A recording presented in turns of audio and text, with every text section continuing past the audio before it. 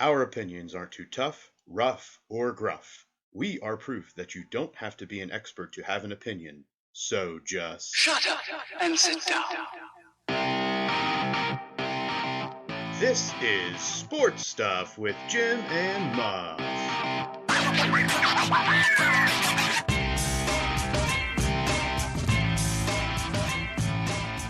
This is Sports Stuff with Jim and Muff and friends. Welcome to the show. Welcome to the show. Let's go. Let's go. Got Good to all see you, sorts. Alex. Ciao. Good to see you, Nathan. Good to see you, James. And Sam.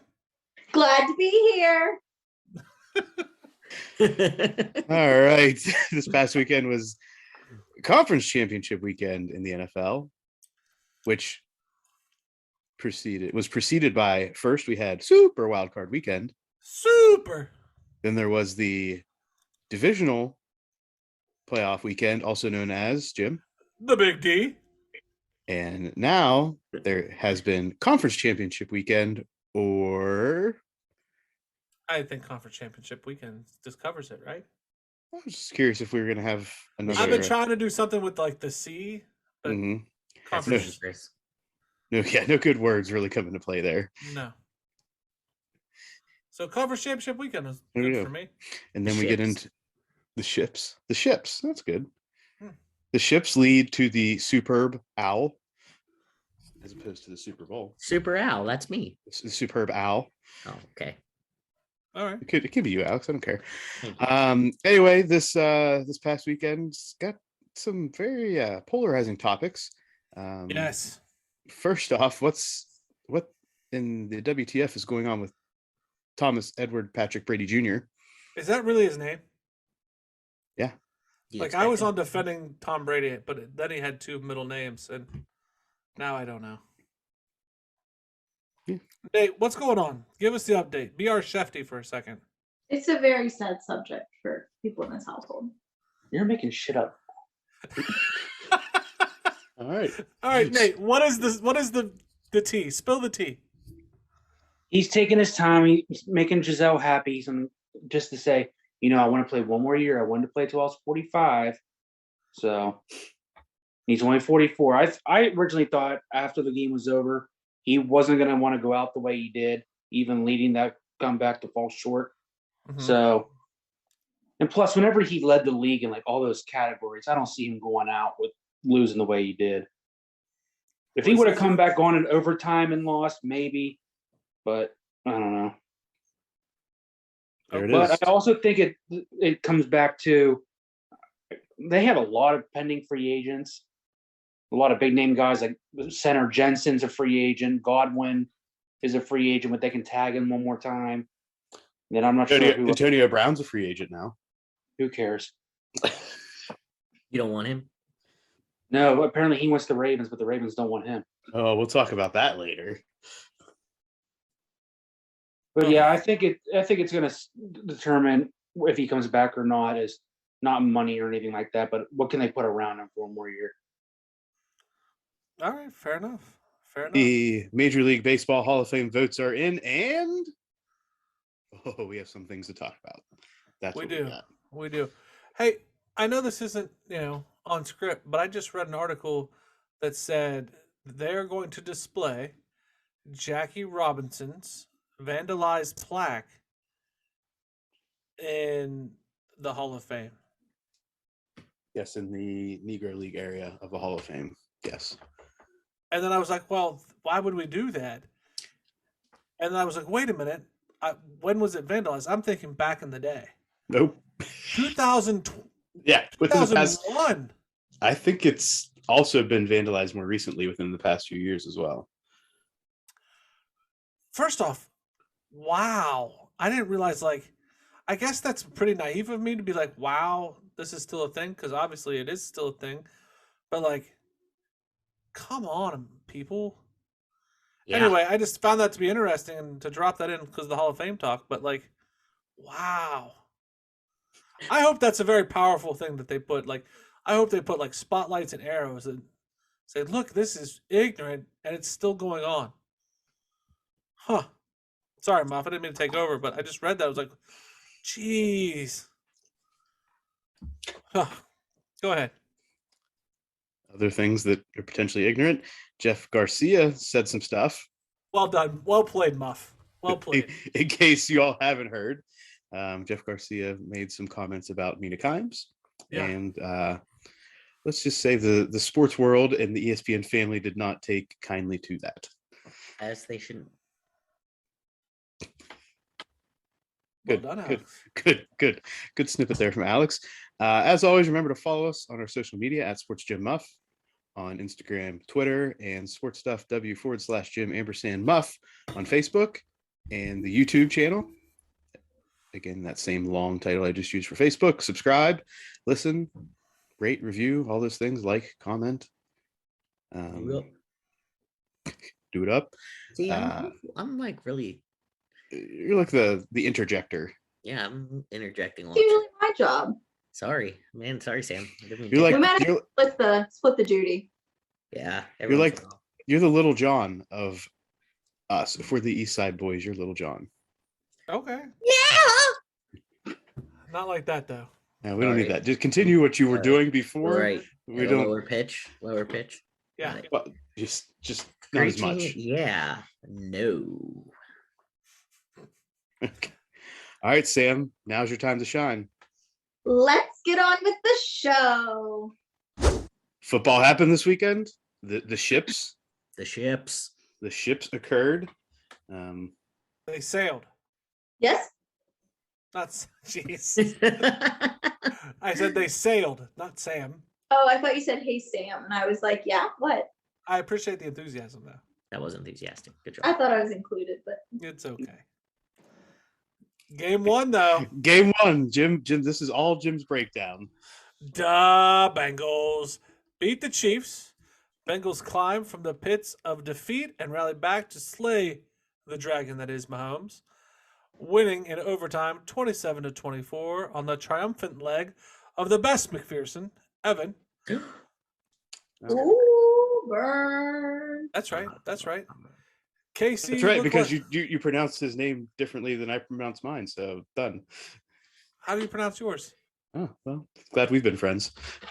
I think I've botched it for that many years. Anyway, Kansas City looked like they had the thing won going into halftime, 21-3, but a late second quarter touchdown sparked life back into the dying Bengals. Then all Bengals in the second half. Cincinnati backup quarterback Brandon Allen called heads during the overtime coin toss. It came up tails.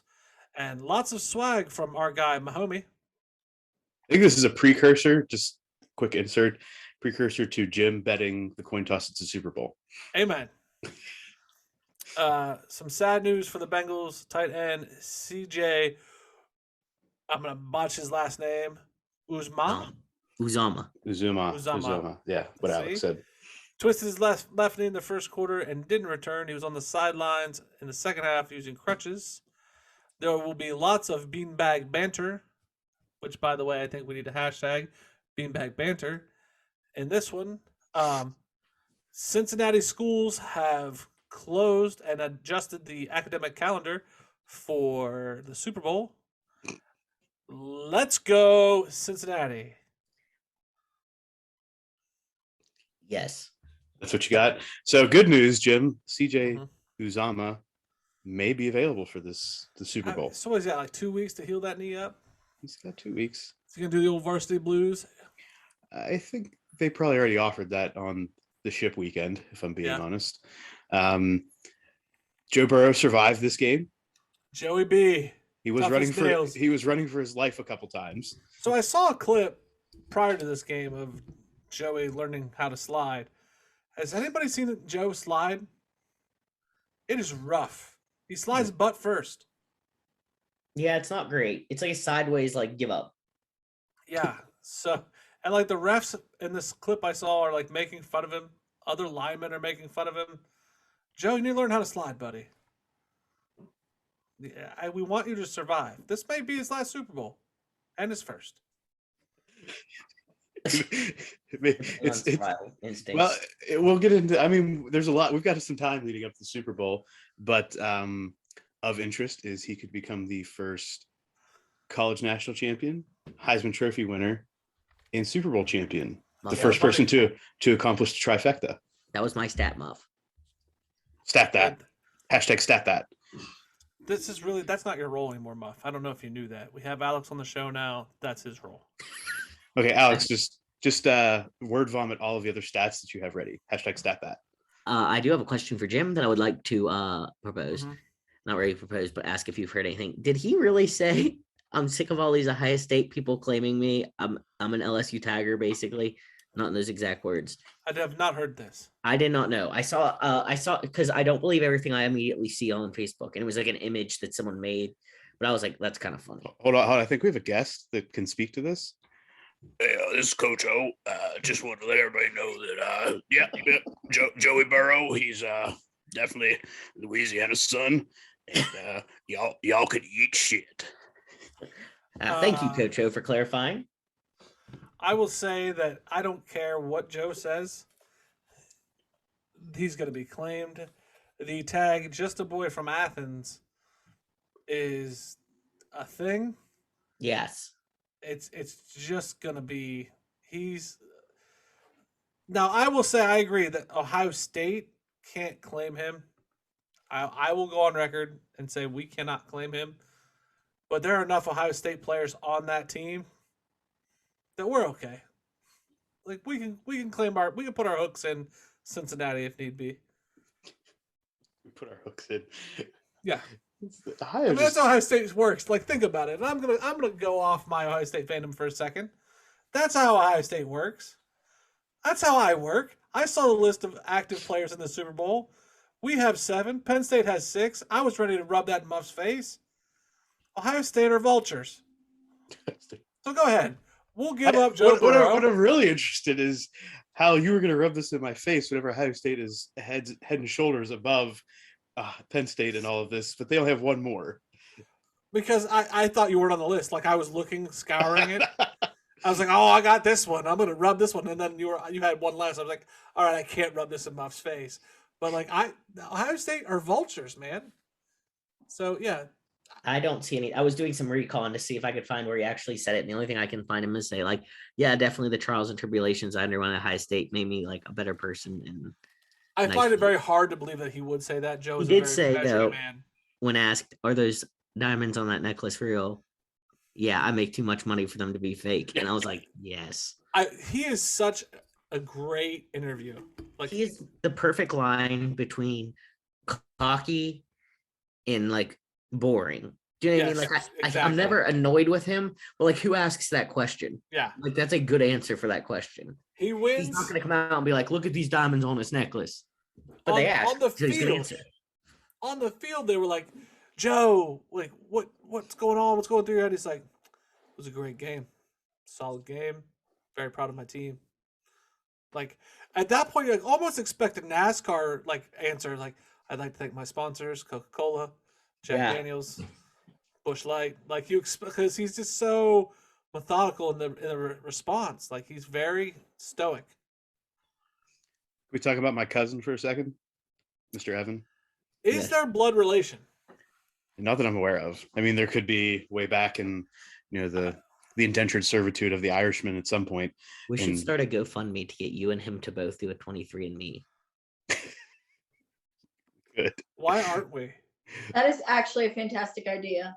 Thank you, Sam. Anyway, yes, thank you for all of this. I'm on board if we want to at whatever his handle is on the Twitter. So what is the proposition? We are proposing. We want him to do a 23andMe with Muff. Okay. To understand how close, if any, their familial relation there is.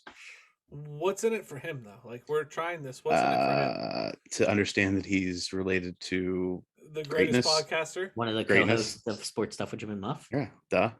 Fine. Definitely. Muff, are you promising that you do not want any of his money? Because I'm afraid, like, most celebrities will be like, It- oh, he wants to know we're if we're not- related.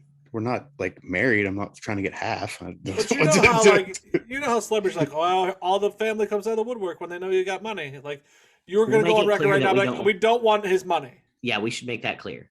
He's a rookie kicker. I'm trying I'm to not find going to it. sit here and say that his like. He's a rookie kicker making more money than you. So Oh, I let's agree. just say you don't want his money so that he actually has incentive to take this test. I don't want to be on his. I don't want to be as part of his like his inner circle. Like we Yep. can just. We don't even have to be friends. I just want to know. We're just doing it for funsies. Just for Mr. funsies. So Evan. Evan, Mr. McPherson, Person. he was on the Pat McAfee show a couple like before the playoffs started, I believe, or it was after the first round, one of the two. Mhm. And Pat McAfee has a signed ball from Adam Vinatieri that has multiple of his records on there. And apparently he caught a still shot of one of them, and it was Vinatieri's record number of field goals in a postseason. And he said, wait, what's that? What's that number? Okay, I just want to make sure I know what I'm beating this in the playoffs. And I think he's like 2 away from tying it. I forget what the number Wow. is. What was Pat's reaction? He was like, all right, man. I mean, you're going up against the GOAT. I don't know what to tell you. It was like I didn't hear it in real time. I think it was actually outside of the recorded interview, like prior to the interview starting or after. Okay, can we take a pause right here? Which one of us has a landline? I know it's not me. Whose landline is ringing during my podcast? Don't you worry about it. Oh, it's Muff. I was like, I'm glad that someone said something because in my head I've been sitting here like, I swear. I thought I was something going ringing. crazy. I did too, Sam. I'm glad For that those that- of you who are young listeners, that noise you heard in the background was that ancient thing called a landline, where you could call the house number, not the cell phone, Wait, what's Just- that? And house leave phone? a message. and leave. Muff, is there After an the answer beep. machine attached to that with a little the- cassette tape. with the mini cassettes? No. That'd be It's a digital recorder. Just the Comcast.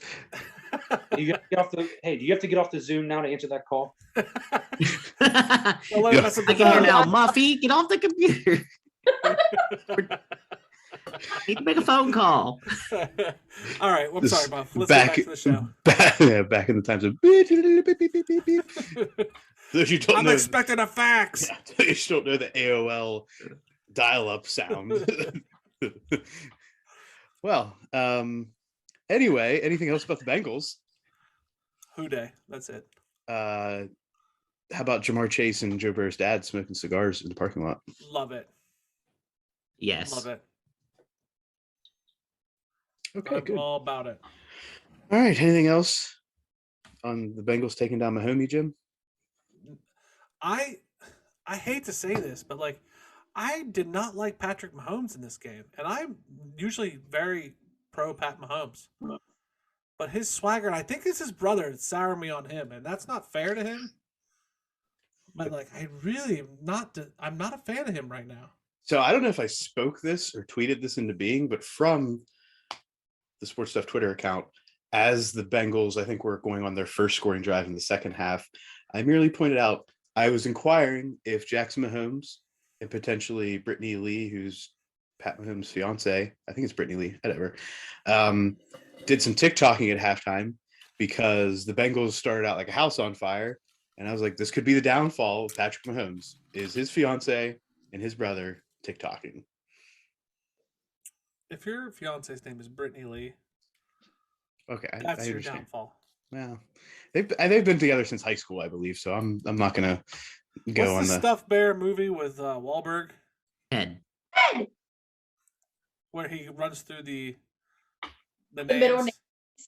Yeah, Uh-huh. that's You what I might be a think of. stripper. Yeah. Thank you. Thank you. Yeah. I love that movie.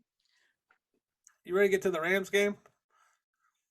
I need to You know, because confirm. we made sure we watched that game. We couldn't record our podcast on Sunday night. We had to watch this game. I would just like to add that I was very angry and I wrote a few tweets and never posted any of them because I was just angry. Pat Mahomes' little smirk that he had going on just made him look like a douchebag when he lost. All right. He's like, number one, you could tell he thought he was going to win and they were going to pull it out. And then he loses. That swagger and made me he's like, mad. yeah. And then he's like smirking. I'm like, you Nobody lost. can see what you're Suck doing. You gotta up. explain what you just did. What is the I- face? I made the face that Pat Mahomes was making. We really Okay. need video next time. Okay, we'll step it up to the YouTube Sam faces. Yeah, just record. So it's Brittany Matthews. It's not Brittany Lee. So I don't know if that's any better for it's you. a little better. It's not on the stripper radar. I was very confused. I thought maybe her middle name was Lee, so I did not comment because I do not know enough about his girlfriend. All right, well, I'm going to call her Brittany Lee from now on, though. BL. Big B. Okay. 49ers Rams. The 49ers jump out in this one, but then go over until the fourth quarter. Niners take a 17-7 lead into the fourth quarter, only to lose 20-17. Matthew Stafford, interested what his wife felt about the game. I didn't see anything specifically. Stafford does throw a first half interception inside the red zone and also loses his tight end Higbee in the first half. The day of tight ends being lost. Backing up. I need you to comment on the wife situation. What is the drama with Stafford's wife, please? She probably will be upset that they had a home playoff game, that there were just as many 49ers fans as there were Rams fans. It also is the case in the regular season matchup where there, I guess, were more 49ers fans than Rams fans at SoFi Stadium. Why is this a thing for you? Because I saw you tweet on this. Because she was making a big deal about it. And this is also part of the ticket issue at SoFi Stadium, where people in LA who had tickets were putting them on the secondary market and trying to get a pretty penny off of them. So 2 things on this. Mm-hmm. One, I saw where parking for this was higher than the tickets, which is crazy to me. You can blame the NFL for that because they've already bought up, or they've already occupied a lot of the premium parking around SoFi Stadium. So now all of the private areas around the stadium are trying to capitalize and offering crazy numbers on parking, like $200 to $600. Yeah, $200 to $600 range. Yeah. Then, so I was going to go in with you and like try to get some buzz going after Matt Stafford's wife, but did you realize she had like a year-long cancer situation? Yeah, I'm not going after her. I thought that's what we were doing. I'm not attacking her. I had to retreat. I'm not sure if that's what you were doing. I was just saying that she's merely... Well, I was trying to figure out the vibe you were throwing down on the Twitter machine. We got to coordinate the conversation here. Is this a bad thing she's coming after the fans? No, it's just a real thing that she's saying, how are we playing at home, but it doesn't feel like a home game? Well, because we're giving away the tickets to the celebrities. Like, how many celebrities were in attendance at that game? It's LA. I mean, I think that's what we got to take into consideration at SoFi Stadium. This is a celebrity crowd. Leo was there. Which surprised the hell out of me. Magic Johnson seems to be at every one of their games. It's a very star-studded event at SoFi. Is that not where the Super Bowl is going to be too? Yes, Jim. So this is the first time this has happened in the modern Super Bowl era. So how is this going to work? No. This is not the first time, Alex? Oh, I'm sorry. Are you saying the first time there's the championship? Wait, where was the Buccaneers championship last year? Tampa. Yeah. Did they host the conference championship as well? No. I think, this is the first time that's happened. Oh, yeah, no, that's what I meant. That's what I meant. I got you. I feel like it's going to... Are we going to see the same... Cincinnati's not going to travel well to LA, right? I don't think it matters. Super Bowl is totally off limits because it's who can afford the ticket and who wants to go there. And now parking. And now parking. Has anyone seen the little old man whose granddaughter is trying to send him to see the Bengals? Speak on this. Let's go. There's a GoFundMe. He used to, I think, recruit for the Bengals maybe like years ago. And there's a video of him being like so excited when they won yesterday. And now there's a GoFundMe to buy him tickets to send him and his caregiver to the game. I don't know if it was his granddaughter or someone else that started it, but he like really wants to go see the Super Bowl. Okay. That's pretty freaking cute. It's really adorable. The video of him is so sweet. It's called Get Grandpa to the Super Bowl. Yeah. Very appropriately named. That is the name of the GoFundMe. The goal was $30K. They're at $22K. It was 20. They must have upped it. So They're trying to get in better seats. Yeah. Listeners, if you're trying to get Gramps to the Super Bowl, cute little picture. He's got the Ohio State hat, so I'm going to back this one to the hilt. Get Grandpa to the Super Bowl. All right, so since we've totally bypassed the rest of the game conversation, Doug Gee, or Jimmy G to other people aside from Sam, did a little bit more than expected at this one, and then he crapped the bed in the fourth quarter. He did toss for 2 tutties. Mina Kimes was right. 230 yards. I'm not going to say that she was all the way right on this one, but she definitely was more right than wrong. But he doesn't come through when it counts, tossing a very odd backhanded pass at the end, which ended up being the game-sealing interception. Yeah. Any thoughts from this game?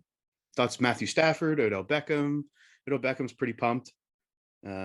His whole ploy to get out of Cleveland. I am super butthurt about this. And I had money on the Rams until I put it all together that Odell's telling people not to come to Cleveland. Odell's going to go to a Super Bowl after his whole get out of Cleveland. It makes me want to bet the Bengals so much harder now. I hope Odell loses. Good. Well, ESPN personalities. I saw a tweet from Orlovsky this morning. Says he thinks the absolute world of Kyle Shanahan, but Shanahan in the fourth quarter of the last 3 playoff losses as head coach or OC. Yesterday against the Rams, got outscored 13-0. Chiefs in 2019 outscored 21-0. 2016 against the Patriots outscored 19-0. 53-0 in the fourth quarter in the last 3 playoff losses. Ouch. But what was his claim to fame before the Niners? Can we circle back to that? Why is Shanahan? He was part of the infamous Mrs. Snyder's coaching tree, wasn't he, Nate? Yeah, under his dad. Yeah. It also included Sean McVay and who's the third one? LaFleur. Yep. I don't understand. He wasn't a big deal, right? Or am I wrong? What is his? I mean, he's pretty consistently a winner. Okay. So, I mean, that's a big deal. When you're consistently a winner in the NFL, you're going to keep a job. All right. I'm not saying we should fire the guy, but I'm saying, he doesn't come to mind as a coaching guru. Well, because he doesn't have the flash, right? He's got a team that wins with a solid running game, tight ends. Tight end has traditionally been one of the better receiving options on that team. Mm-hmm. Deebo Samuel's on there, but he's just as much a running back as a wide receiver, and they have a solid defense. So, I mean, he's not winning with flash, and I think that's why you don't see him in the conversation as much. How much of this is on him, and how much of this is on Jimmy G? If he's lost the last 3 playoff games like that, I don't know if you can toss it all on Jimmy G. I think there's some play calling that may be an issue at somewhere. Fair enough. Which brings us to the next topic, right? What the Super Bowl matchup is? Well, I think that's already a given. Right. We've talked about Rams Bengals. I am already on Rams minus 3.5, and the line has already moved to 4. So I am already on the good side of the line movement. I'm going to keep letting that move and jump on the Bengals at the last second. Yeah, I have a feeling this might move all the way up to 5. All said. I'm saving my issues for the next betting show. Oh, that's fair. The next or the last? Bump, bump, bump, bump. Let's talk about the Beanbag Bob or the coaching carousel. Let's not just the NFL coaching carousel. Lots of things happened this past week, and to be honest, we could be behind the times. I did a quick look before we record. This is Monday recording for all you people, so we actually had an extra day of some news. New to the coaching carousel is the New Orleans Saints. Sean Payton steps away. He's sort of retired.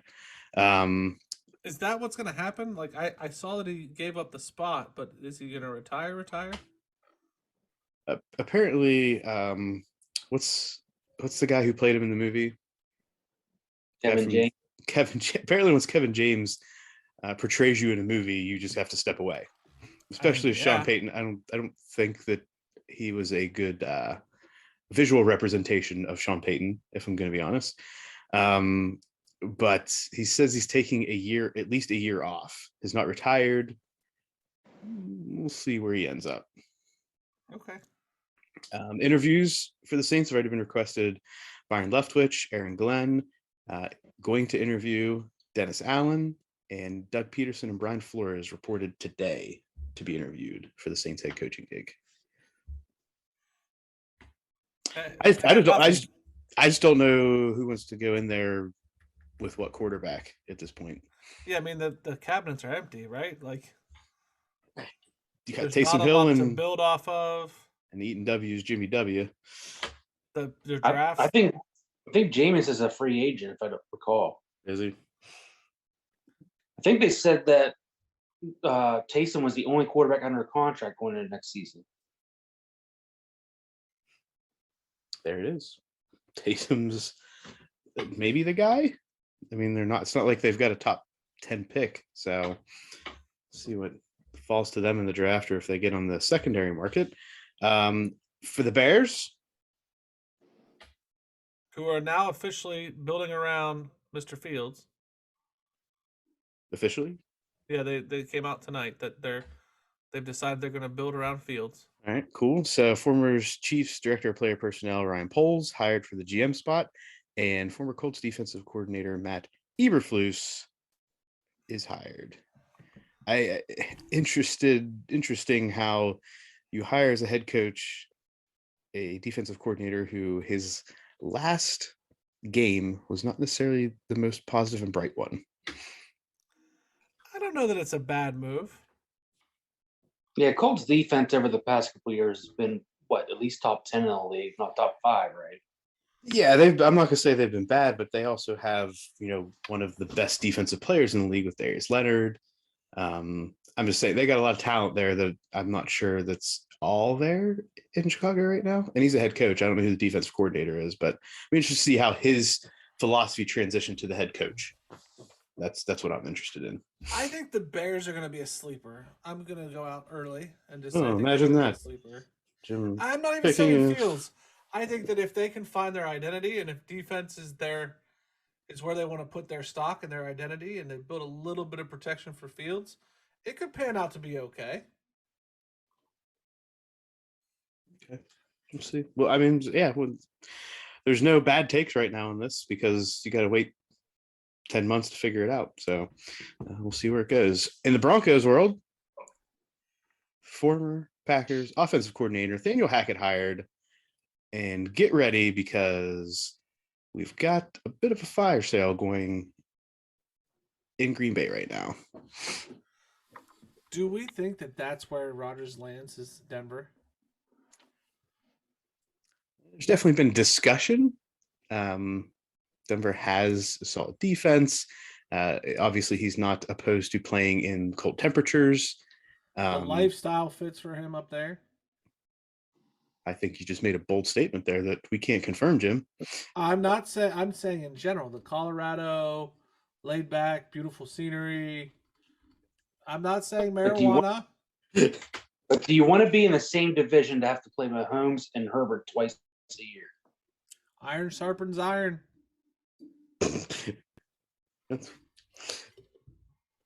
It does. I wouldn't. Yeah, I think that's the thing is I don't think he's going to end up there. The pieces of the Packers are starting to move all over the place. So we saw Peyton do it. We saw Peyton go to Denver.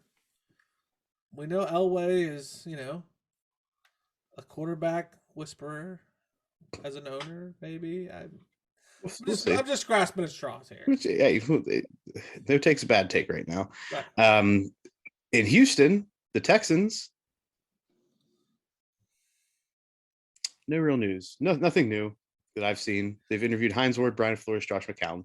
That's all I've seen. You want to talk about a team that is literally just constantly in limbo between them and the next team that's the Jaguars. Like, I don't know which team is worse. I don't know how much money's behind the Texans. I know the Jags have a little bit of money behind them. But like, which operation is just bad? The worst. I don't know. At this point, I'm going to say the Texans, based on the people they have hired, or not have hired, but have interviewed. You interview Hines Ward, who I don't even think has ever been any more than a position coach. Yeah. He was a receivers coach for the Jets, maybe. I mean, don't get me wrong, his pedigree as a player is there, but I mean, Brian Flores, yeah, that's a good interview. Josh McCown, who's the veteran journeyman quarterback, or a Ryan Fitzpatrick, if you will. Mm-hmm. I mean, why aren't you out there going at least interviewing guys that have been there? Yeah. Let's move on. Not a fan of this whole situation, Texans. It poses good questions. And in Jacksonville, obviously replacing Urban the Great, they have had a second interview with Bucks OC Byron Leftwich. And they've also interviewed Rich Bisaccia. So they almost got Leftwich. And apparently there's some personnel issues that he tried to make demands. I can't narrow this down because I don't follow it that tightly. But he wanted somebody gone. And ownership was like, no. And he was like, well, then no. You want Trevor Lawrence gone? No, I think it was in management. Oh. Well, what do you want, Khan gone? No, I think it was... I'm joking. The general manager? No, I think it was I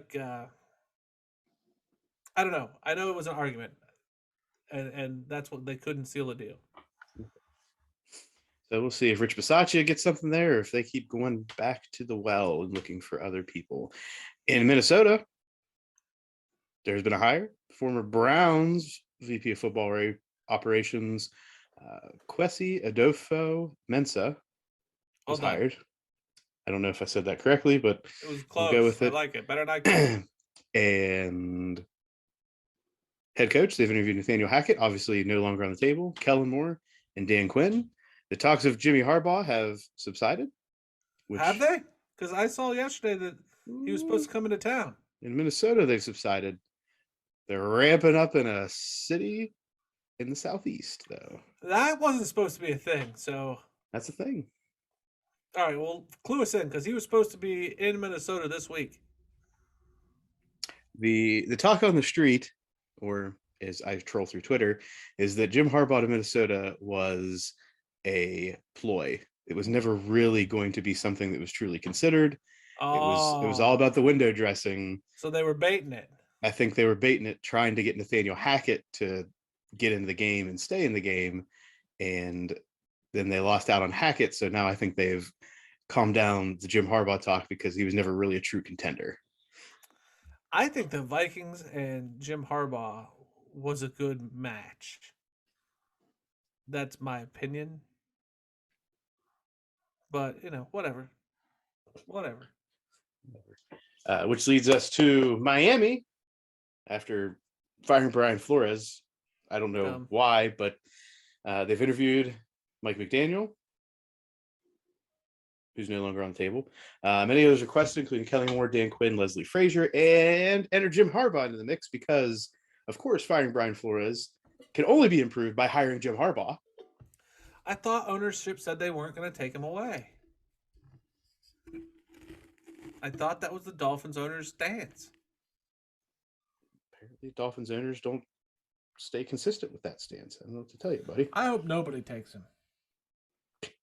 He just collects his check in Michigan. Leave him there. Leave him there.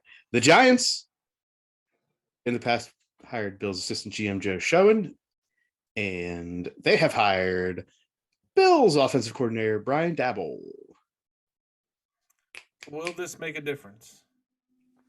I don't know, but the Giants president came out and said, we really screwed up the whole Daniel Jones situation because he's had, 3 head coaches and everything in the past 3 or 4 years. So he came out and said, yeah, we really messed him up. So they're not putting blame on Daniel Jones at this point.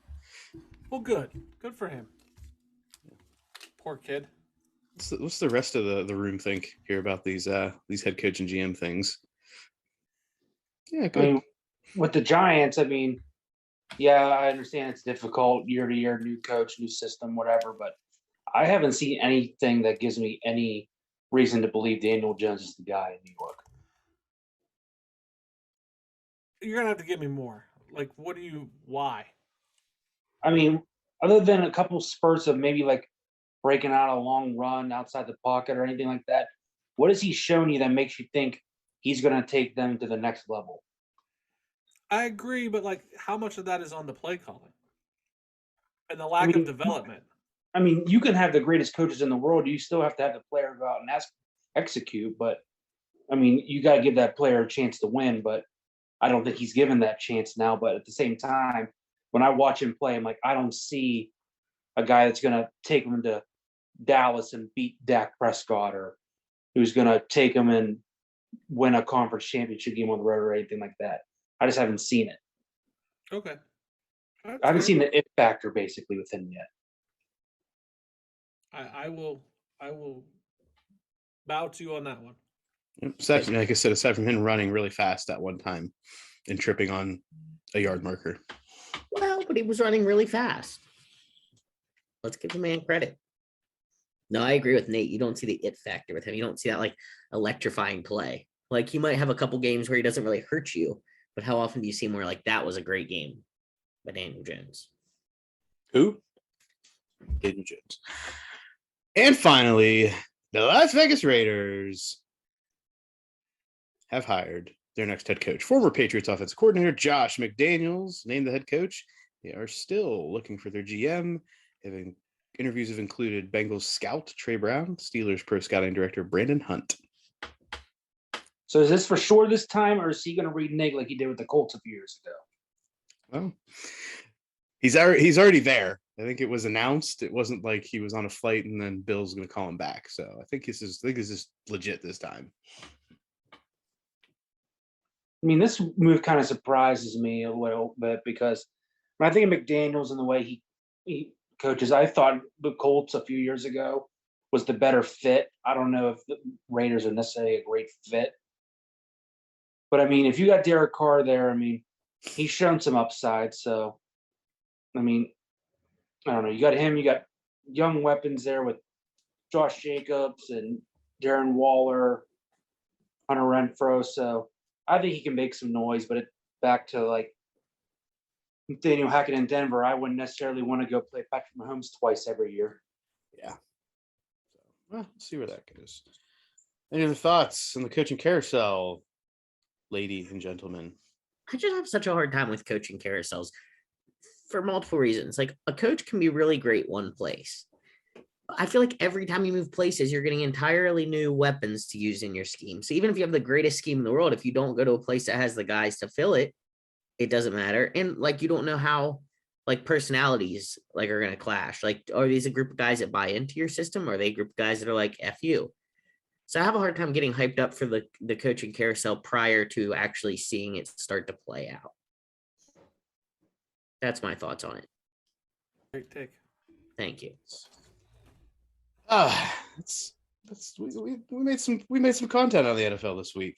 Didn't expect to get that much discussion, but I'm glad we did, which will take us into the beanbag bop. We're doing the beanbag bop. Bop, bop, It's the beanbag bop. bop, bop. As you don't know, we have the video of Sam doing the beanbag bop up on our YouTube channel. Yeah, buddy. Get on there, watch it, like it, comment about it. What's the guy's name again? Did the original beanbag bop? Nate. Okay. Oh shit! Hold on. No, it's on a playlist that we have. At some point, he may get us for copyright, but for now, why are we gonna shout him out? Jack Nate, Hartman. that's the one. That guy. We should get him on the show. I'm telling you. I really need him on the show. Anybody who knows him, get him on the show. Anybody who knows him.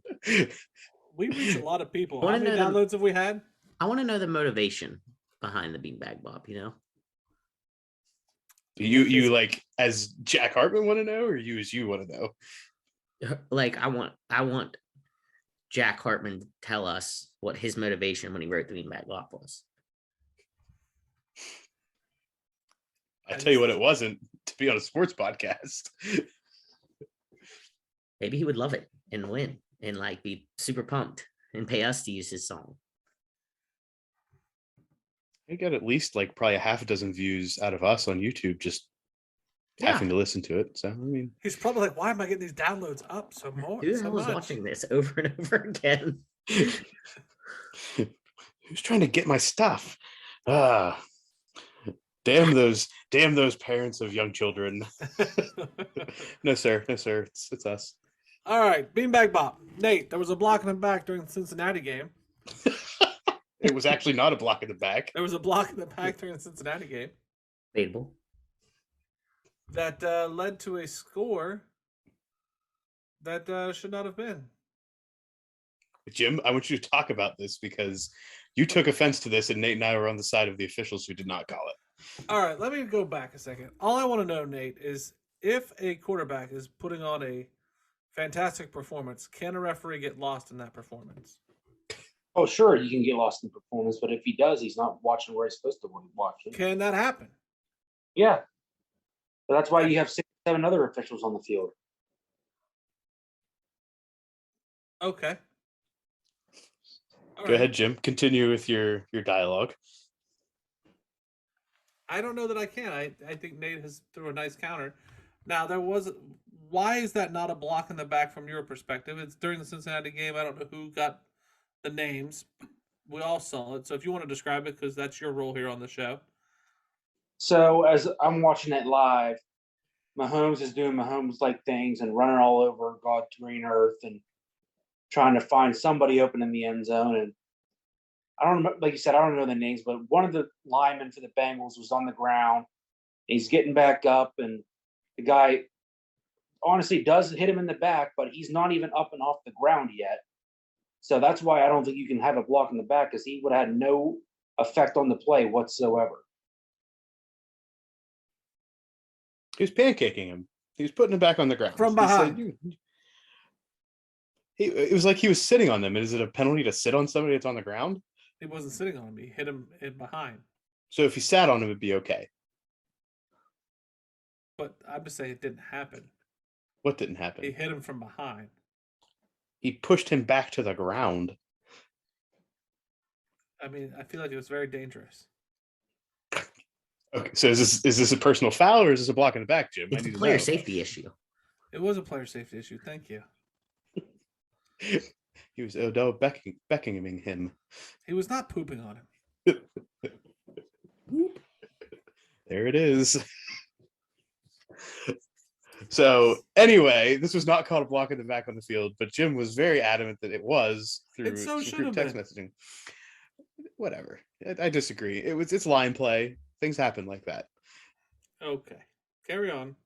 All right. What else So we got later to in do? the game, there were 2 plays that I've seen pop up on the Twitter world that have been getting some talk about no calls. The first one was, and I remember laughing about this until I looked in the NFL rulebook, saying that there were 8 men on the line of scrimmage on one of the plays for Cincinnati.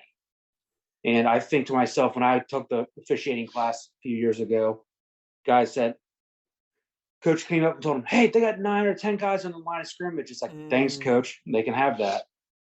But apparently, in the NFL, you can only have 7 on the line because the last man on the line of scrimmage, if he's a tight end, cannot be covered. So I found the clip of, or not a clip, but a picture of that formation. And from what I can tell, it looked like they had an extra lineman in the game lined up at the tight end position. And then they had another player to his left as a true tight end. So it was an unbalanced line. But to me, I'm thinking, okay, you have 1 extra lineman, you have an unbalanced line. So he must not have to like report in as eligible. Because you do see that sometimes in the goal line formations, you'll see the officials go, number 72 reports as eligible or whatever. Yeah. And that was Which you during didn't see overtime, that. right? What's that? That was during overtime, right? Right. I So found they're that- saying that should have been an illegal formation penalty for 5 yards. Against the Bengals. Yes. I find that the reviewing of that was also interesting. They didn't review it. Right, they can't. Yeah. And like New York could have, but chose not to. Am I correct there? New York, that's not a reviewable play, so New Okay. York wouldn't review it either. It's like if you say somebody's down by contact and the play doesn't continue, then you can't talk about the fumble if there's no clear recovery. But in overtime in the playoffs, New York is the one to trigger reviews, is what I think I heard, and I could be wrong. I believe it's in all overtimes, right? There's no coaches' challenges or anything like that. Yeah, that's not just in the playoffs. That's all things are from the booth in overtime. Okay. So yes, Jim, the Bengals should have had a penalty called on them. I don't think that the outcome would have changed, if I'm being honest, but No. it may have made it more difficult. A more difficult field goal for my cousin. I have a stirring the pot question. So because the Bengals should have had a penalty on them, but they got away with not having a penalty on them. And as Muff said, that did not affect the outcome of the game. How do you feel about that, Jim? One more time.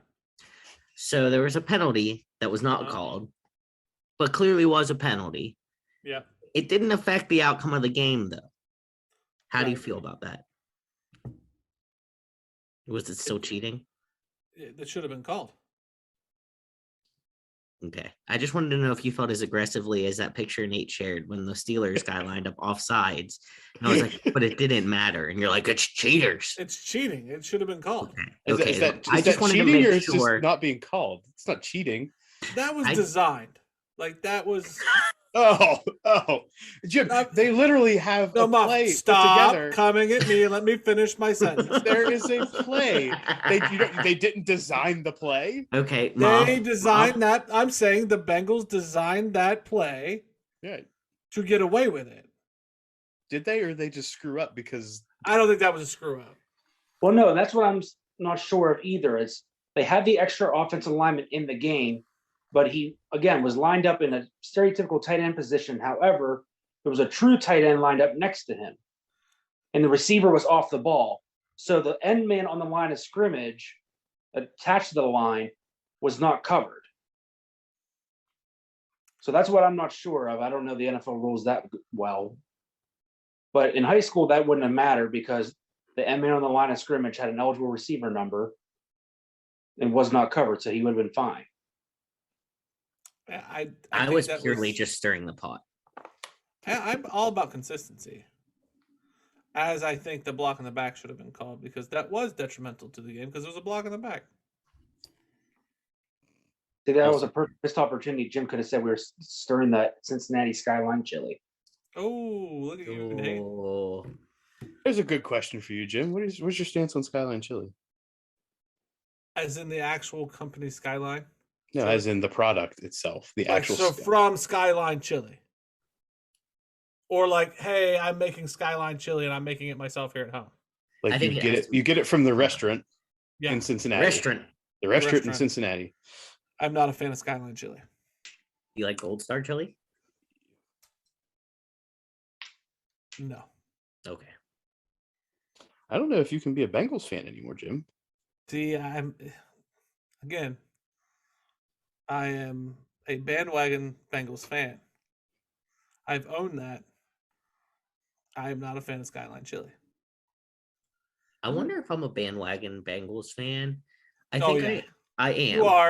You are. We cannot get. You are a Steelers fan first. Therefore, you. Absolutely. Yes. No, I am a Steelers fan. I will say, I'm going to clarify. I'm going to justify my stance on rooting for the Bengals really hard. A, I was born in Columbus, and B, my mom's entire family is diehard Bengals fans, and I'm loving this for them. So I feel like, yes, I'm bandwagoning, but I'm not just like because I want to say a team I like. That right, exactly. I'm from Ohio. Yeah. So I think we're justified in the bandwagon. Like I had like a little Bengals mug when I was little because like my grandparents got it for me. So I've always like deep down like unless they're playing the Steelers or if it affects the Steelers directly, I don't care. I root for them. Therefore, we are bandwagon fans. We are not fans. Okay. I just was They're on wondering what the bandwagon. clarification was. Correct. I'm not afraid of saying that that's what I am, and then that's what I am. But as long as we're Now- all in the wagon together. If someone comes up to you and like, "Oh, I'm a Bengals fan," they're like, and you're like, "Why?" And they're like, and it's just because they're in the Super Bowl, like that is like, Yeah. But I am from Ohio. On my bucket list when I was like 5 was to see a team from Ohio in the Super Bowl. Oh, This is a very happy moment for me. might happen, Jimmy. I hope so. Well, it's gonna happen. They're in the Super Bowl. Win it. That's a whole nother bucket. Oh, I list. thought you said it win the Super Bowl. No, to be there. Remember, this is Ohio, buddy. NFL. Just start small. Go small. Work your way up. I got you. Okay. All right. Anything Fair else enough. for the beanbag Bob? No, but I have one question for everyone since it's going to happen after the recording. What's the new Washington football team name going to be that comes out on Thursday? Or no, sorry. I don't know. What Was it- Commanders? I think it's Commanders. Yeah, Commanders. I think that's the odds-on favorite, I believe. Yeah. If it's not, say it again. 22, no longer the Mrs. Snyders. I mean, I'm still gonna call them Mrs. Snyder, so they're still the Yeah. pretzels to me. There you go. That's what I was wondering. What is the real name? Pretzels. Pretzels. Yeah. Nate, wasn't there a hit on Matt Stafford that you had something to chat about? Yeah, there was one. I think it might have been on that interception return. The linebacker Fred Warner for the 49ers came in and basically headshotted him, but got missed. So I wouldn't be surprised to see later this week if Fred Warner has a nice little fine in his mail. Before we put the NFL to bed for a little bit till next week, Tom Brady said to Matt at Mad Dog Radio, "We are in such an era of information, and people want to be in front of the news often. I totally understand that. I understand that that's the environment we're in. I think for me, it's just literally day to day for me. As in, I'm trying to find the right moment where everything's perfect for me to announce the retirement of the GOAT. That's my take. And Shefty's not going to steal my thunder. Shefty does what Shefty does. This is not his first miscue of the year. Let's not forget. Yeah. And that wraps up this week's Beanbag Bop. This is Quick Thoughts. Hello, everybody. Welcome back to Quick Thoughts with Jim, Muff, and Alex. I'm Alex, and we have Muff and Jim here to face off with some topics. We'll start in the MLB. The only interesting thing that's happened in the MLB in probably the last 2 years is that the Hall of Fame talk has come back around. David Ortiz was the only player selected by the Hall of Fame voters with 77.9% of the vote. Roger Clemens, Barry Bonds, and Kurt Schilling fail to reach the 75% votes needed. Do you think that Clemens, Bonds, and or Schilling deserve to get in? We'll start with Jim. No, Muff. We'll start with Muff. Let them all in. If we can profit with the Bonds, Sammy Sosa home run derby season, or Mark McGwire, Sammy Sosa, if we can profit off of all of that and Bonds mixed in there, Clemens with the Yankees and Schilling in the catch-up game, if we can profit and improve the stance of MLB with their negotiations, with their TV talks, with their TV deals, then we can let these guys into the Hall of Fame. So if we're going to make money off of them on the front end, can we not just, toss a little bone their way? Jim. I said this on Twitter, and I will just read my tweet. The whole Hall of Fame process is petty. Baseball is pretentious and boring.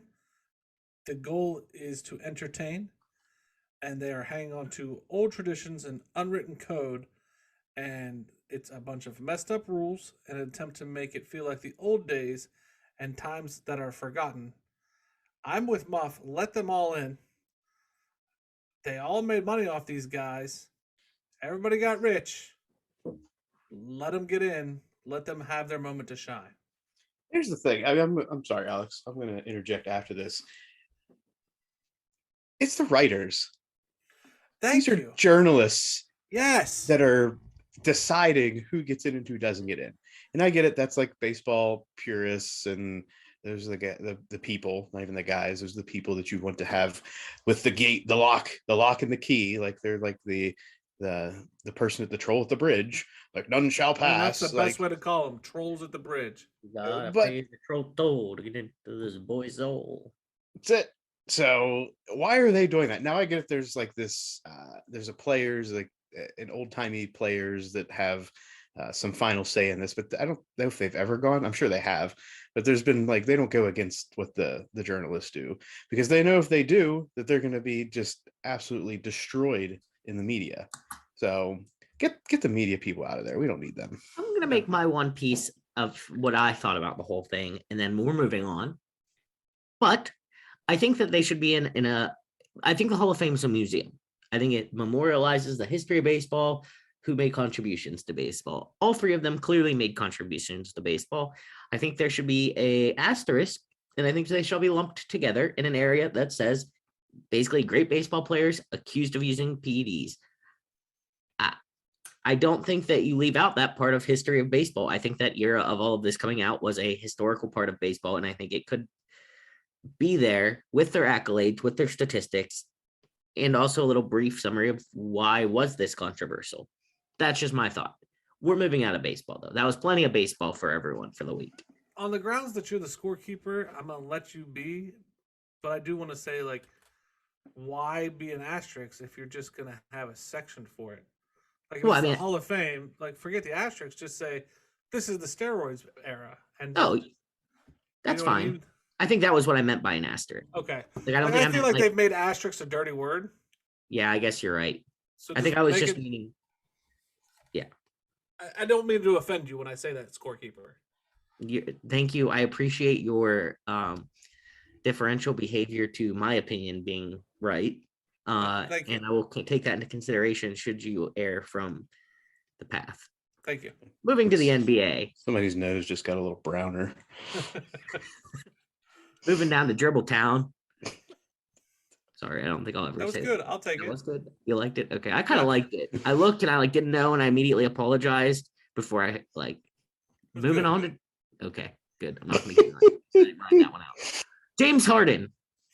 James Harden's talking trade in the offseason, and teams around the league are already saying that an investigation should happen if he lands with the 76ers because of a friendship with the 76ers president of basketball operations from his time in Houston and being friends with owner Michael Rubin.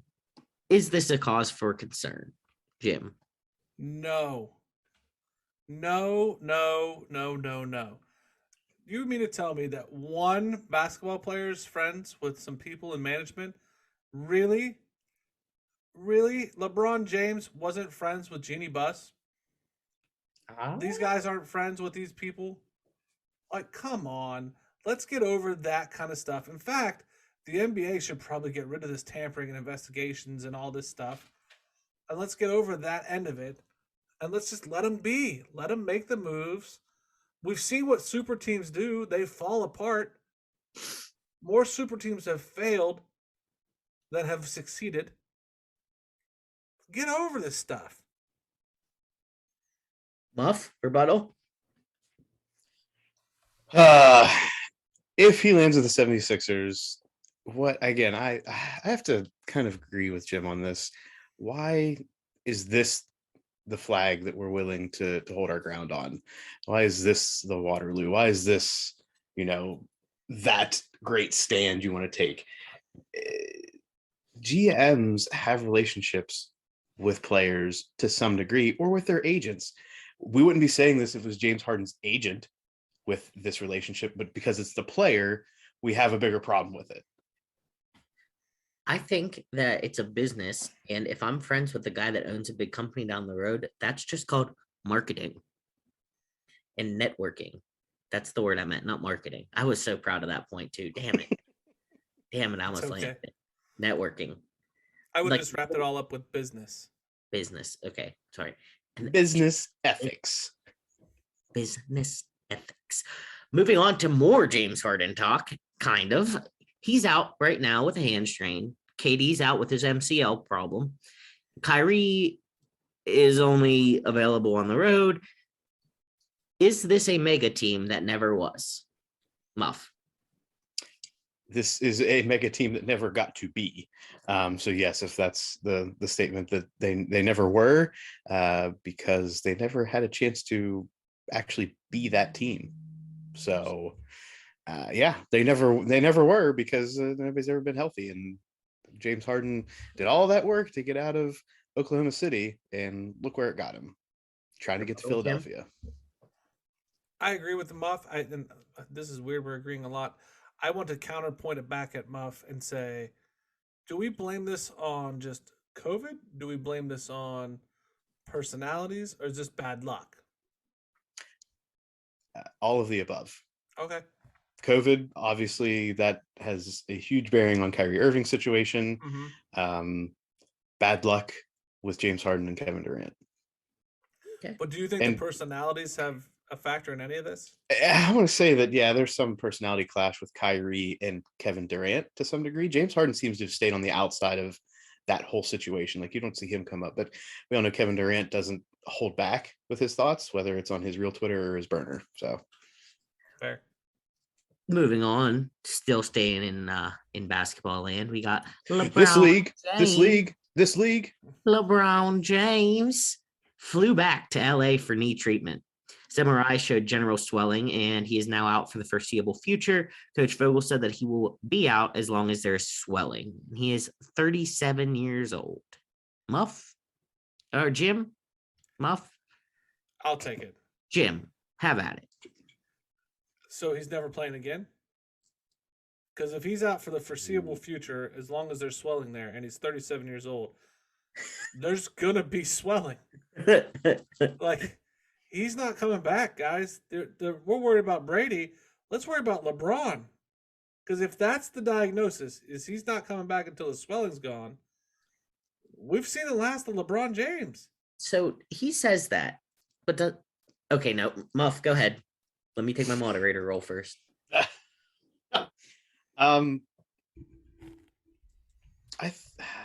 We talk so much about coaches leaving their teams or not flying back with their teams.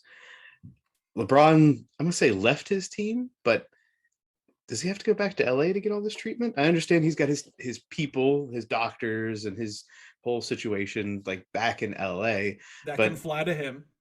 Right. That can come to him wherever he wants them to be. But it's okay if LeBron James leaves his team because it's LeBron James. But we would be all up in arms when Urban Meyer stayed in Columbus and got a, wow, happy-go-lucky are we dance. Comparing the two? I mean, yeah, I think that's a little loose argument, but I get where you're going. I'm just saying, like, a coach stays back and it's uproar. I understand this is the NBA versus the NFL because the NFL has one game a week. The NBA has multiple games a week over multiple months. In that way. So I don't know. I think that's the bigger story here for me. Initially, now if his knee continues to be an issue, then my narrative that it's the geriatric Lakers just continues to build on itself, and I'm okay with it. Here's my I want to counterpoint, okay. Moderator. Sorry, go ahead. Alex, minus points for him interrupting. No, that get my get out of jail free card, please. That is okay. Like, we're even. We have one. Muff, I agree with you. You earned one. I agree with you up until the point where you started comparing Urban Meyer and that whole mess. I agree. You have to use extremes to make the example. I understand. I agree with flying. I think you should be awarded a point for this topic here. I concede 1 point. The geriatric league, obviously you've been on that. I agree that I think that the flying out thing and why do you have to go home? I don't understand for 1 second. At 37 years old, we're not NBA players, okay? Which means we should be in worse shape if we go play ball. Like, we go play basketball, we're probably down for a hot minute. He's 37 years old in the prime of what a 37-year-old could be. Isn't there supposed to be swelling? Well, whenever you let the medical degenerate talk, he has some things he'd like to say. But like Muff's kind of like, I want to know what Muff thinks. About what, somebody that age having issues with Yeah. the knee and swelling? I mean, he's not Patrick Ewing on the sideline who used to ice up his whole body, especially when he was like in his 40s playing. Like LeBron James, I mean, you do see him on at the end of the game with ice. Like that's normal. That's part of, as you get older, it's less about weight training and stuff like that, and it's more about pliability. That's the TB12 method, right? Tom Brady hasn't gotten more muscular over time. He's taking more time on recovery and more time in allowing his body to absorb hits rather than give the hits. So I would let the coach say what he said. That's not a point. But go ahead, Alex. I think that, first of all, I think that if LeBron James wants a special treatment, he does fly back. I don't think the doctor flies to him because that doctor has more patients than just LeBron James. I'm sure of it. And while you can say LeBron James can afford a private doctor, can he? I mean, that's A, you fly back the doctor. B, the doctor has to find a facility and you have to pay for the facility that he can apply this treatment in. C, does he have any kind of staff he needs? Anything like that? Do they all fly back with him? I mean, someone who works in the medical field, like I work with surgeons. I don't know any of them that, I mean, like, I guess reasonably for the practice that you're maintaining, if you're getting patients of the caliber of LeBron James, you have other star athletes in that area. So for him to say, okay, I have 3 guys on the LA Kings coming to me for treatment. I have, Cooper Cup type players coming to me in LA. Like they aren't going to be happy if he says, let me uproot and go back to LeBron across. I mean, so I don't think that I don't think I agree with that part of the argument. The old age and the swelling, I want to know what he means by swelling. Because yes, older people always have some degree of inflammation and degenerative changes in your joints. Is he talking like when the outward swelling is down and his pain is relieved that he will go back? Because that's reasonable. Swelling's going to go up and down. I think he's always going to have some, if he has like a degenerative type inflammatory change, probably going to take a little longer if we're waiting for that to all resolve. Because over time, we see wear and tear naturally on the body. 37 is kind of young, but you would start seeing some degenerative changes, especially if you think how much he uses his body. I mean, like my knees are probably not as worn out as someone who plays sports like that.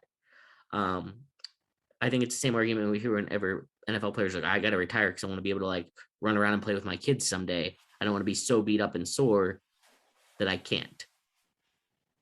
I also kind of wonder in this situation, what if all these fancy like knee replacements and like implants and stuff, what if he just like was like, okay, I'll just get an artificial knee. We'll make it work. But can you play at that caliber? Like, I think you've made great points, but can you play at that caliber with that kind of? Yeah, I don't know. Bo Jackson has already shown us that you can't play at the same caliber. No, and Jackson was at how long ago? Like, yeah, medicine has moved on. Well, yeah, and you get different like implants with different like degrees of range of motion. So it would depend. I don't know that answer, but if it was something that was going to sideline him forever, but I think that saying he's done forever because of this is probably slim. I think what he's saying is the Lakers ain't too great. I'm not going to push him back and see an older person who has a slower recovery time get more injured when it's not really necessary right now. I'm gonna call. I know a person, and I will look into the whole knee replacement playing pro basketball conversation. And I like bring it back to us. I like it. I like your willingness to recon. Yeah. Good job, Jim. Brown noser. What? Or we could let the medical degenerate do the recon as a medical professional. Teacher, I would like to do some extra credit. But I'll take that burden off of him. Okay, now we're fishing a little. All right, we're moving out of basketball before we get ourselves in trouble. We're moving on to hockey. The New York Rangers fans threw literal trash onto the ice after a goal that would have tied the game against the Minnesota Wild with 1 second remaining in regulation, but was called off for goalie interference. The initial explanation was that the attacking players pushed the goalie into the net. which would categorize as goalie interference. Officials took a look at the play, and when the call on the ice was confirmed, all hell broke loose. Thoughts, Muff? I mean, New York fans. I don't know what else need to say. Just as bad as Philadelphia fans, and it's the Rangers. I mean, I don't know. It's You hockey. just alienated 2 fan bases. Oh yeah, I don't definitely Philly. Like, get out of here. We don't need you anyway. As a Pittsburgh person, and New York. I mean, it's whatever. Get out of here. Yeah. No. Jim, thoughts? Wow. So Thoughts, Jim. I understand the frustration of the New York fan, and I think showing your disgust by throwing trash on the ice, as long as you didn't injure anyone and the intent wasn't to harm anyone. Oh Jesus, he's judging intent again. You're throwing trash on the ice. Why else you doing it? I'm okay with it.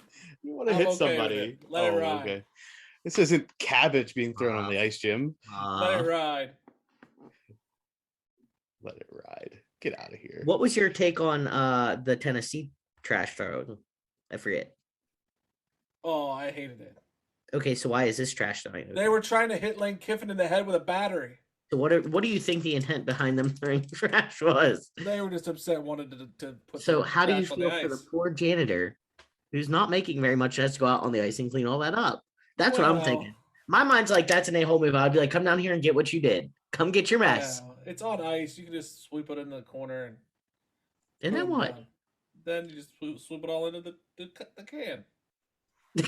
This man just supported trash throwing onto the ice. He supported littering. Jim is a supporter of litter. What did you say about the trash throwing?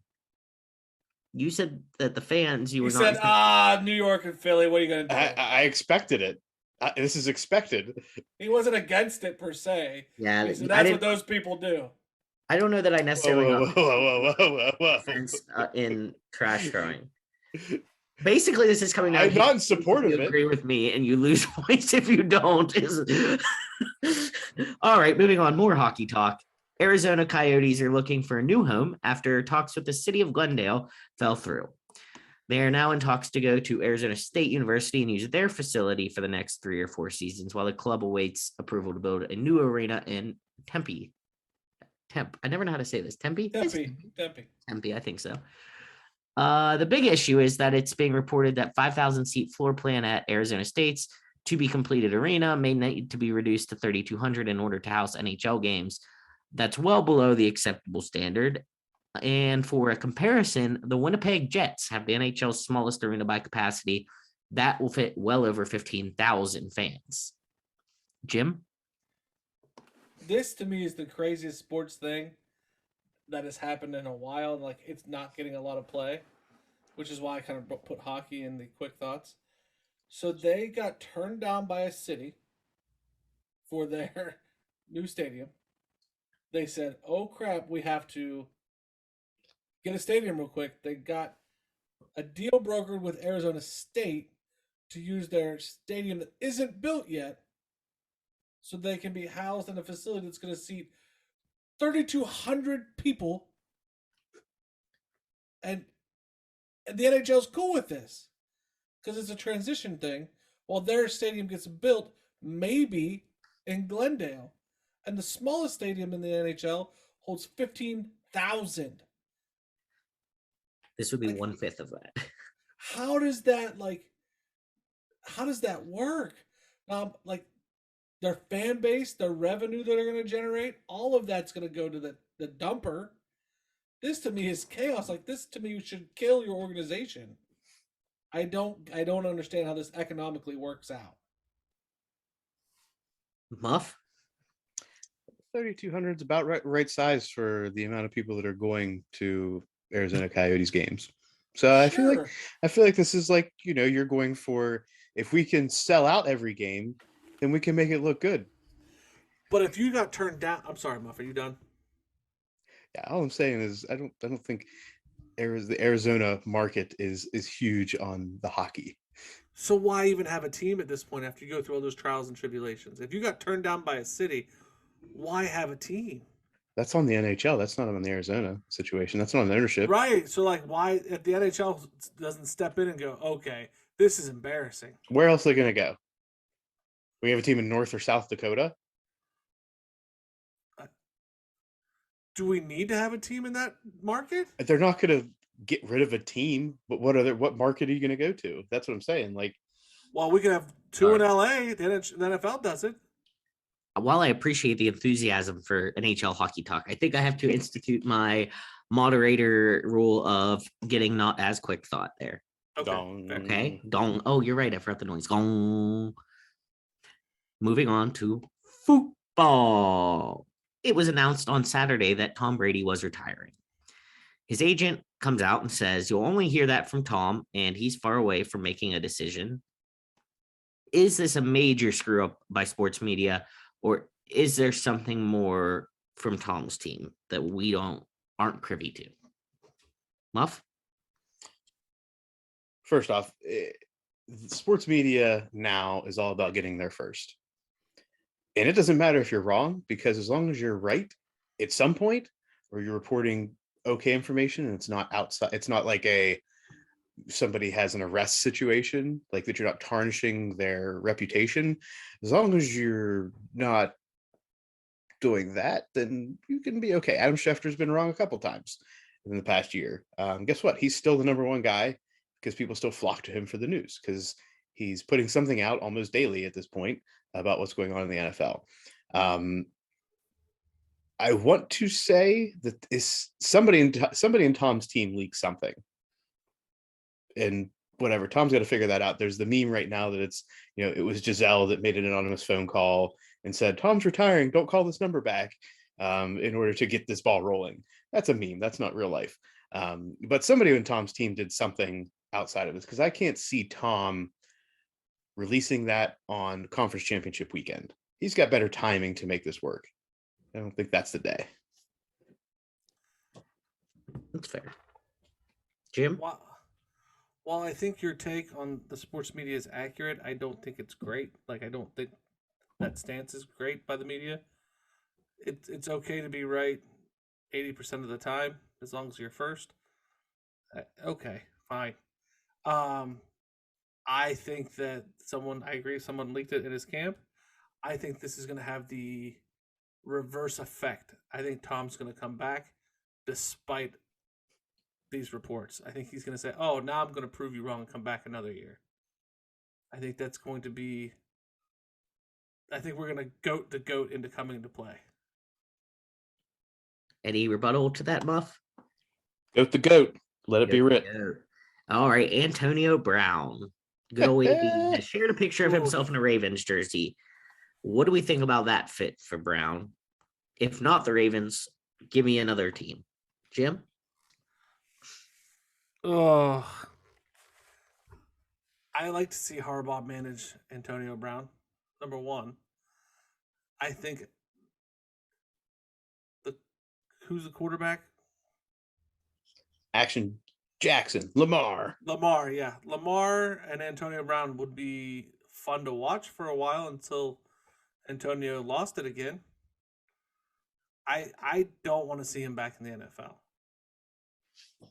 I just don't. I think that's a fair take. Muff, thoughts? Antonio Brown wouldn't be able to survive in Baltimore. And when I say that, I mean Lamar Jackson is not known as the most accurate passer in the world. Right. And if Antonio Brown can get upset playing with Tom Brady, not necessarily because of Tom Brady's throwing to Antonio Brown or not throwing to him, how pissed is he going to be when Lamar Jackson overthrows him 2 or 3 times a game when he's not wide open, but open in NFL standards? And not to mention, he would then be also competing with his cousin for catches. Oh, yeah. Hollywood Brown. Hollywood Brown. Did not think of that one. Any rebuttal, Jim? No, it was great. Fantastic job. Fantastic job. All right, let's talk AB just a little more. He's planning to sue the Bucks for defamation as well as for playing him when he said he was too injured. Do you think this will go anywhere? And what do you think the outcome will be? Muff? This will gain traction just because it's Antonio Brown. If there was an issue with this, I think it would already be out like fully in the mainstream. He's had interviews, but he also had interviews with like Bryant Gumbel on a second tier network. Now, do I think that Antonio Brown is not going to get an ESPN to really pick up a story until it's a story? Yeah, I don't think ESPN wants any of that until they know that there's more than just him saying it.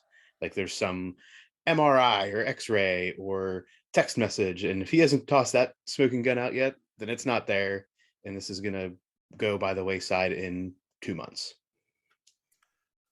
Agreed. I think that it will gain some legs. I think that there will be a settlement, and I think it has nothing to do with the injury, but I think the defamation thing will. I think because Bruce Arians ran his mouth a little bit too hard, and I think there's a little bit of bite in that, and they'll end up paying or settling some way with AB. Okay. Any thoughts, Muff? Any rebuttal? Yeah, Wait, what did Muff say? I said that's reasonable. You almost robbed me of a great moment, Alex.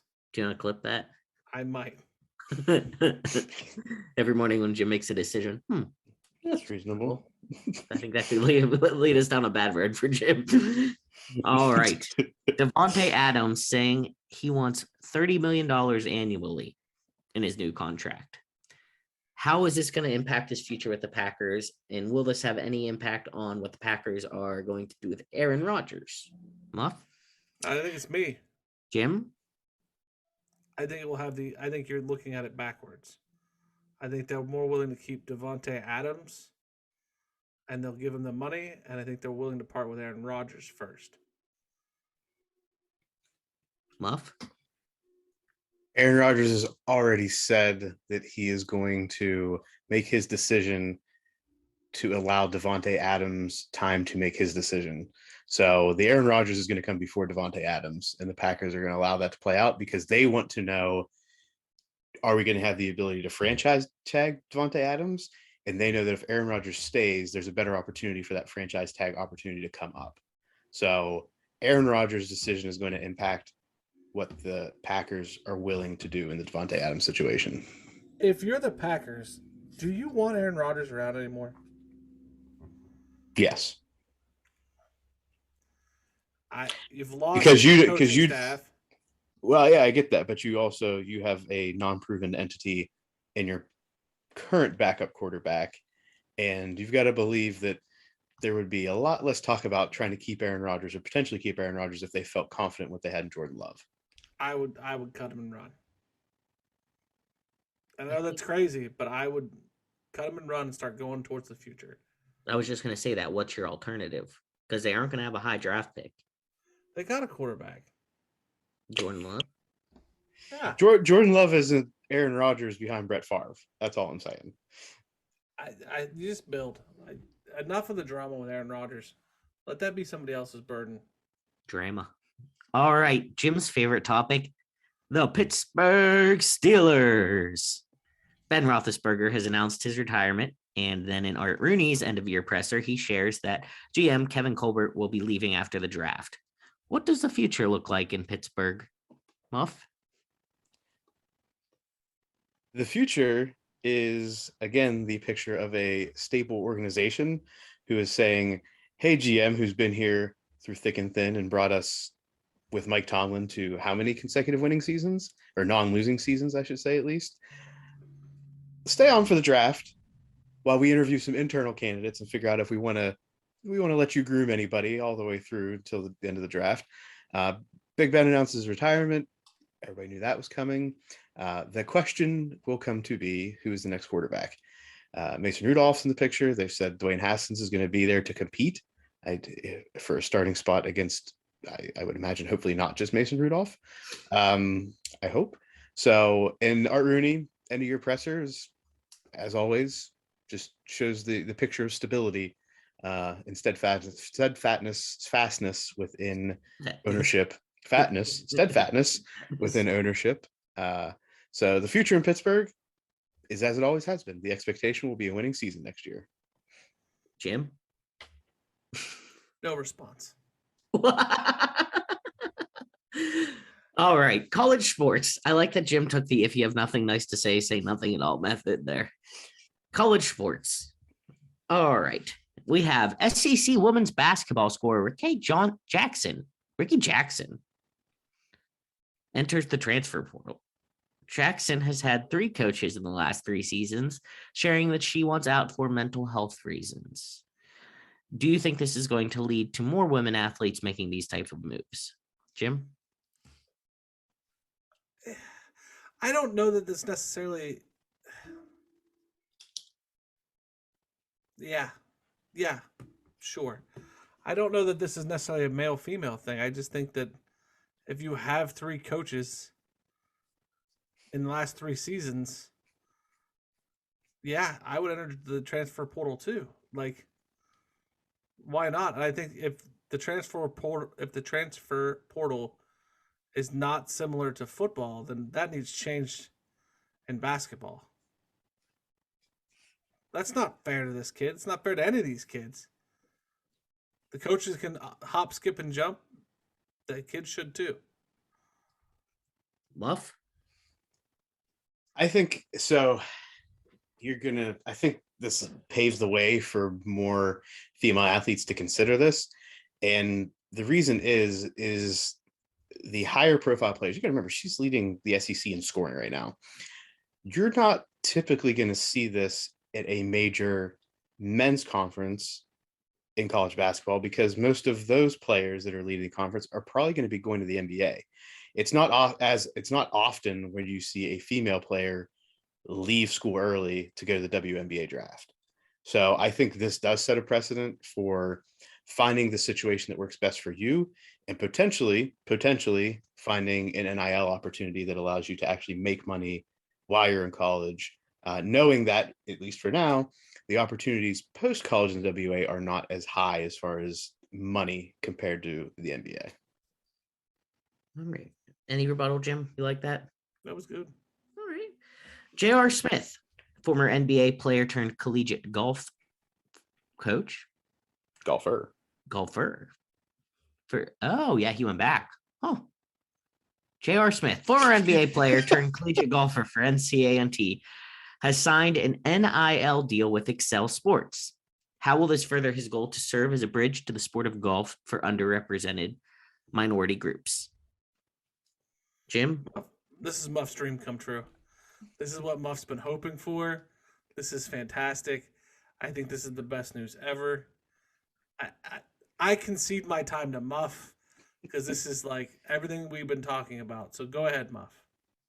J.R. Smith went back to school to get his degree, said, I'm going to play golf and I'm going to go to an HBCU because he can go anywhere he wants to. Let's be honest. Who's not going to welcome J.R. Smith outside of maybe the Texases of the world who have all the top golfers and they're all going potentially to the PGA Tour playing professionally somewhere. J.R. Smith is the dream come true for North Carolina A&T, for HBCUs, and for, at this point, college golf, because guess who we're not talking about right now? We're not talking about that number 1 player from Texas who plays in the U.S. Amateur and is one of the top 3 or 4 players in college golf for under 18 or under 22. We're talking about J.R. Smith getting this deal, showing underrepresented minority groups, which is from the start what he said, is he wants to bridge the sport, the golf sport gap for underrepresented minority groups. And he continues to do that and serves as a positive poster person, role model, and picture of opportunity moving forward for people of color in the golf world, and especially in order to potentially capitalize on a college education, college scholarships, and NIL opportunities. Well done. Well said, Muff. I like it. Sorry that I don't know more about golf to feed you, but that was well spoken. I feel like you wrote that out ready for this kind of moment. Right? This was his time to shine. You don't have to write it out when you've been thinking about it. Yeah. It's all how up long there. we've been doing it? A year almost? Yeah, it's been sitting there ready to go. All right. The Big Ten. It's in discussions to eliminate divisions in football.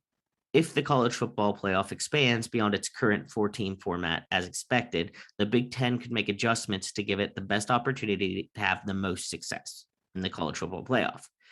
The changes under consideration would be getting rid of divisions and returning to an 8-game conference schedule. NCAA rules require divisions for conferences with 12 or more schools in football, although the Big Ten would almost certainly be able to petition this for a waiver. I'll let Jim go back again because he deferred his time. Oh my God. Let me tell you. So, this is all a clever ploy to get more teams into the college football playoff, which is great. I'm all for the Big Ten. I'm a Big Ten homer. I think Muff could say the same. I get it. The SEC has got their powerhouses in, and Ohio State and Michigan are like your only two that have represented Michigan State one time. But what are we going to do when it's still the same outcome?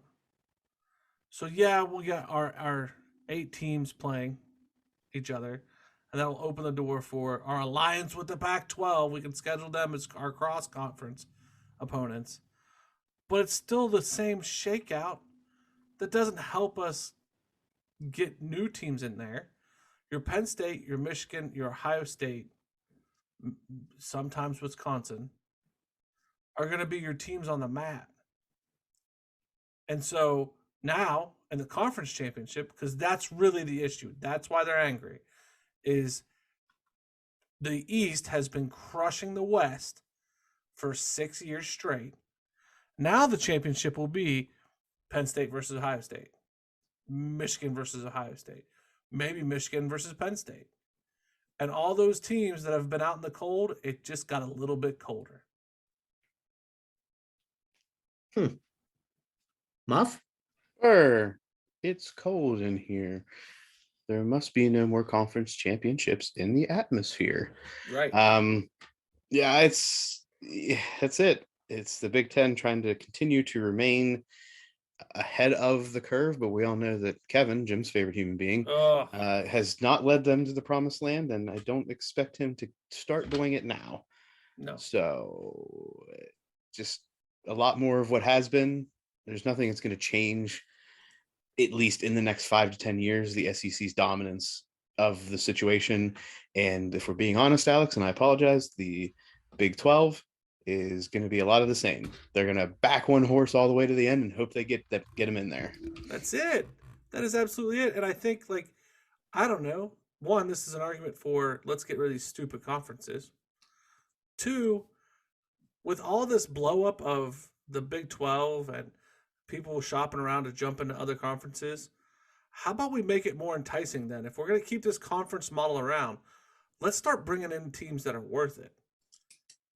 Let's get Notre Dame to finally buy in. Let's make it worth their time. Let's not let Cincinnati join the Big 12. Let's get WVU where they belong, which is not in the Big 12. Let's start making powerhouse conferences that matter.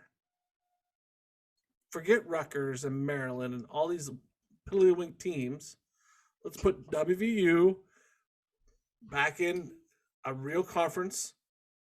Let's put big league teams together and say, damn it, we're done with the SEC being the powerhouse. We're going to build a powerhouse. And so it's competitive again. Okay.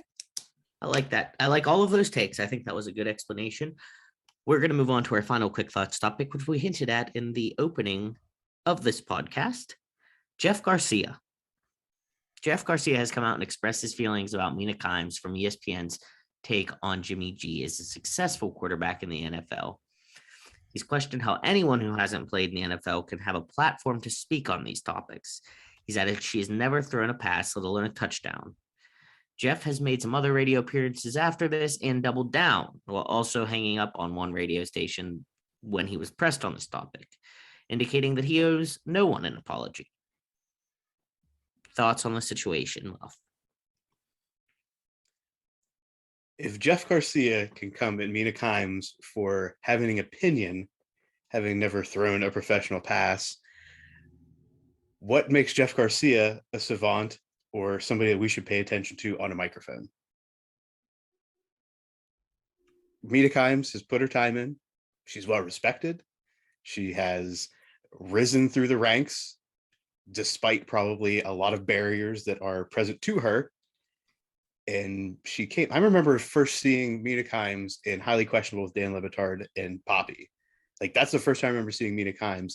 And that helped propel her through the ranks of ESPN, again, despite Dan Le Batard and everything that went wrong in that situation. And has continued to offer sound takes, opinions, and well supported by people in the league and around the sports media situation.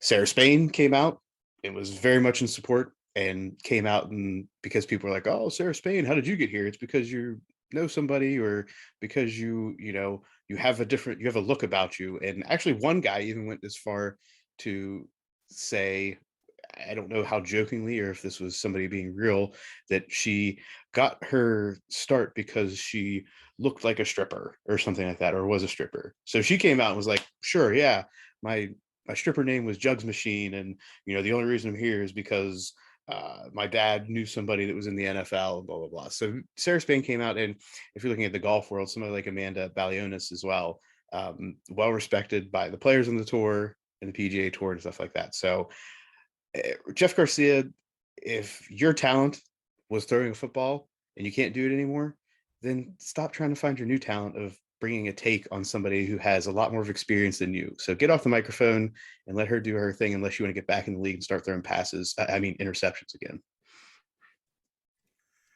Nice. Jim.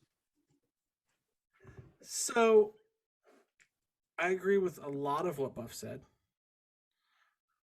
I have an issue with, if you're Jeff Garcia and you're going to take this take, you can't run from it. You can't hang up on an interview. You have to sit there and own it. You have to stay in the pocket, Jeff, and take your licks if you're going to come hard. You can say you don't owe anybody an apology. It is your opinion. You are entitled to it. But to run from it, and when you're getting hammered, that doesn't make a lot of sense to me, Jeff. Now, this is where I'll probably get the firing squad and lose my points. There is some validity to questioning someone's opinion who hasn't done something. Yes, you can cover something as an observer for years. If someone says to me, Jim, you never played an ounce of football, yet you're doing a podcast, you're correct. If someone says to me, Jim, you've never hit a golf ball very well, at least, yet you're talking about golf, you're correct. Like, that is a fair opinion. So if my take on football offends you because I didn't do those things, you're entitled to that opinion.